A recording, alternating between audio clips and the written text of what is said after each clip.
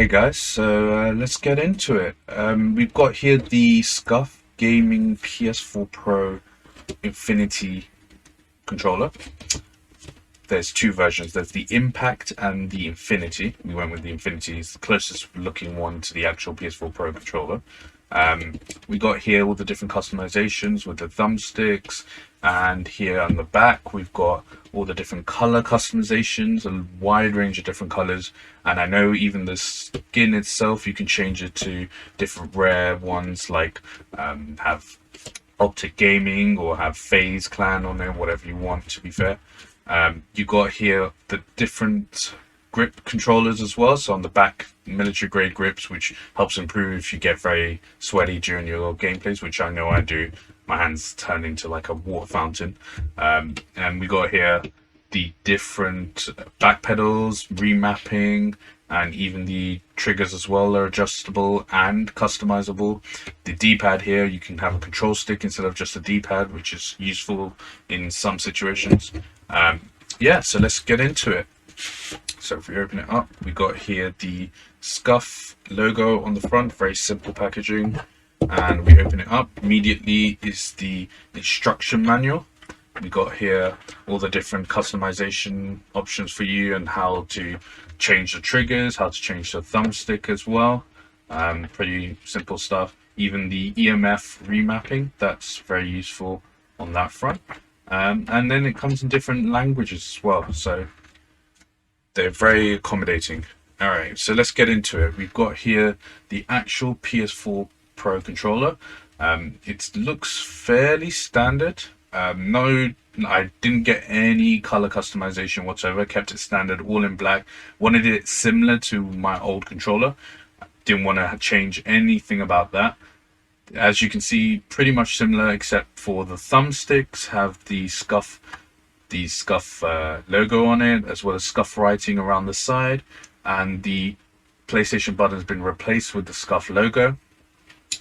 Everything else is pretty much the same. Even the triggers are slightly different though, so you got the black triggers as opposed to grey, which they are on the PS4 Pro controllers, and the back pedals, which obviously they come as standard as well. You can request to get 4 back pedals if you're looking to get more customization options on there.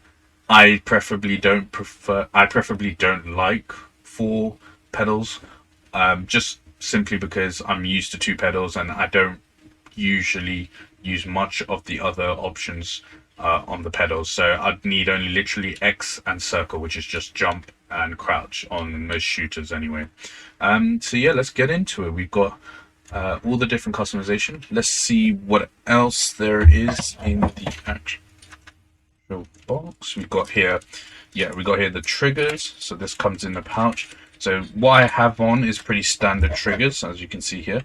They're a bit extended, but they're not too different from the original PS4 Pro. Only they've got this little lip here, which helps if you do miss the controllers. Very useful for that.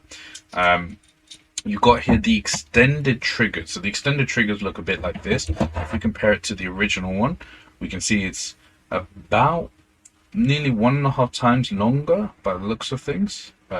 You've got a bit more reach with that. Very useful in those situations where you have a different playing style to someone else, so it's good of them to cover that in. This little doohickey here, I believe, is for the actual hair trigger. So if you're using the hair triggers and you want to customize how sensitive you want it, you'd actually use that to customize it. So that's very useful. There's a wide range of customization when it comes to the Scuf controller, and very useful in those like very close engagement battles as well. Let's move on. We've got the back pedals now. So here, these back pedals come as a standard, but you've got options to change those back pedals as well with different styles. So if we take a look at them, we got here the 2 very good looking. They're all pretty much similar by the looks of things. This one is a bit more wider than this one by the looks of things. We can easily change the back pedals as well. They're very useful in those situations where you don't want to faff around. You just push up, which if I can do properly like that, you push up and then lift out like that. and the same with that. So if we push out, this one gets a bit stuck. Okay, there we go. We got those two out, and we're going to put this one in. So I believe that goes in. So just trying to find out which one's left and which one's right. Can be a bit tricky. It's easy to tell by the top part there. This bit would be on this side actually. So there we go. I put it on the wrong spot. And you just slot it in like so, and then push down on there to clip it in on the top there. So it shouldn't stick out anywhere there. And then we do the same with this one. So if we go in like that, there, clips in, and then push down. And these ones, they feel a lot more forgiving in terms of you've got a lot more control over these back pedals. Easy to press. You don't have to move your fingers too much. My only issue with this is it feels like if you squeeze the controllers by accident, like if you press it down on thumbsticks, you might accidentally press with the middle finger. So that's probably best to only use in some situations. I wouldn't, me personally, I don't prefer that. I think the same goes for these kind of ones because they're similar shaped, but just a bit smaller in size comparison to that. So yeah, I prefer to use these Scuf Pro ones. They're a lot more versatile, a bit more less in the way of your gaming. So you don't want that in the way of your gaming as well. So let's switch that back. I will try and use both of them just to evaluate how good both of them are. But I mean, in the end, it does come down to personal preference anyway. So yeah, let's put that back in. So you can see how easy it is to put it back in. No faffing around. You're not wasting time. You could do this literally in the middle of a game lobby while you're waiting. This one does feel a bit wider away, so you have to reach down with your fingers a bit more just to get that extra control. But at the same time, they're not, like if I decide to hold the controller like so, if I'm playing any other kind of game, they're not in the way per se as well.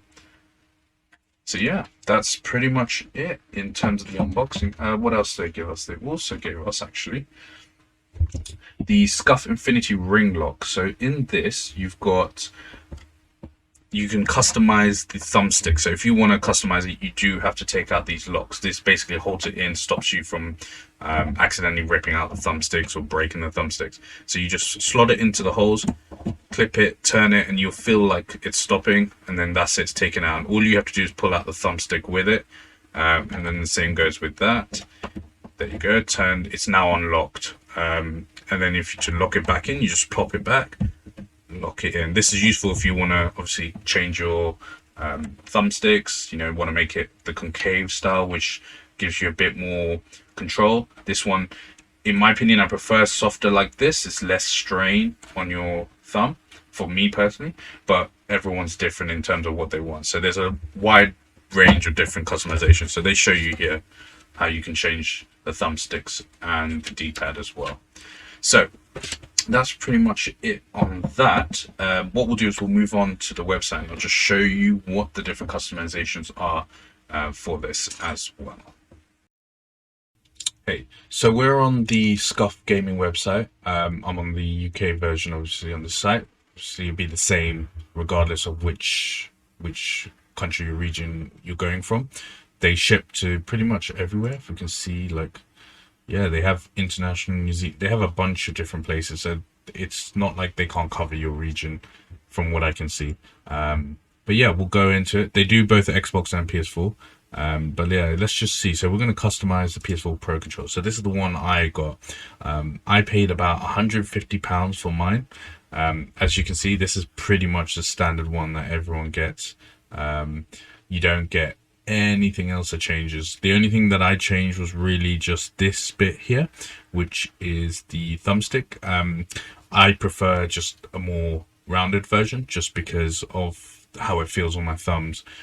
Purely preferential anyway. So if you go for something, say, with the concave like this, it might be better for you. You guys just have to decide which one you want. But as you can see, you've got a bunch of different color customization, and they do look good when they come out. I'll be sure to do another video of like all the different color customizations that you can have and how they look in real life. But yeah, all the different color options here, and then you got signature designs. So these are the ones where I was talking about. You can get like different skins on. So you can see like a carbon fiber black here. This called a snake skin red. They kind of look like the camos from Modern Warfare in a way, which is pretty good if you're really into that stuff. Ruby red, which is like a nice shiny kind of ruby color. Blue, pretty standard. You've got Darkwood, which looks pretty good as well. Rose gold, Arctic camo. You got to see again all these different kind of camos for the FPS people. Then you got designs. So then you got all these different kind of customizations for designs. All these cool designs they made specifically for these controllers. The Dragon ones kind of look a bit cool. The Dragon Red is my favorite, I think. But yeah, let's just see what else they have. Tesla, which is Nikolai Tesla's design. And you got a bunch of different customizations. R8. Wow, okay. So they got Cyberpunk as well. Oh, Cyberstorm, sorry, my bad. Now, I think this is the most common one that everyone's seen is the Energon one, which kind of reminds me of the Damascus cannons from Modern Warfare. Yeah, you got Pinata, you got Pixel. Wide range of different customization as well. The Zebra one, or Blindside as it's called, kind of looks like a zebra skin. And yeah, those are the different shells you can get as well. So if we move on, we can get to the EMR. So the EMR is how you can remap the button. So as of standard, they only come with X on this one. This side is the X button, and this side would be the circle. And so if you don't go for the EMR, there is no way around you changing what these buttons link to. So if you do have the EMR, you can remap basically any button except the share button and the touchpad, but everything else, even the triggers if you wanted to as well. I'm not sure why you would, but yeah, those are the options for that.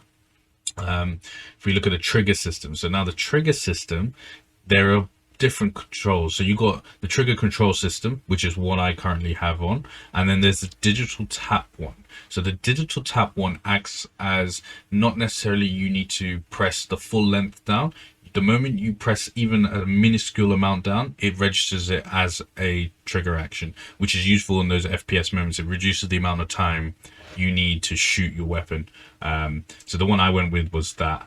Yeah, and if we turn it around, you can see the front as well, just to show the back and front. Let's see the bumpers now. So the bumpers are these top ones here, which they don't really show how you can do it, but you get the default one.